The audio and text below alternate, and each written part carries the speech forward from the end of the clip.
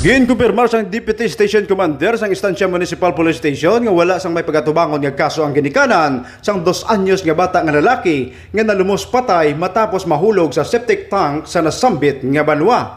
Sa interview sang Radyo Bandera Iloilo kay Police Lieutenant Edward Villanes, iya ginpahayag nga hindi matuod ang huring-huring nga naga-TikTok ang iloy sang biktima sang natabo ang insidente apang nagahampang ini sang cellphone upod ang iya abyan. Base man sa investigasyon nga upod sang biktima ang duha man sini ka magulang kag nagahampang apang wala na talupangdan sa mga ini nga nakabulasot na ang ilang manghod sa septic tank.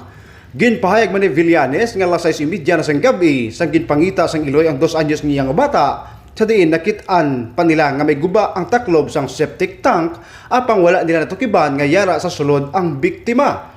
Alas 11 naman sang gabi, sang ginpahibalo ang mga kapulisan nga ang bata yara sa sulod sang tangke sa diin man gilayon nga ginrespondihan.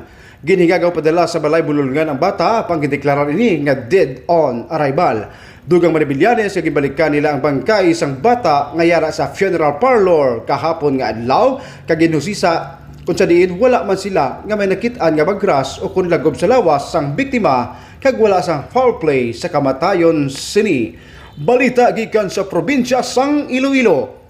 Ini si Arnold Cantores Soqueña, nagabandera sa matuod nga serbisyo publiko kag kalingawan sa Iloilo Radio Bandera.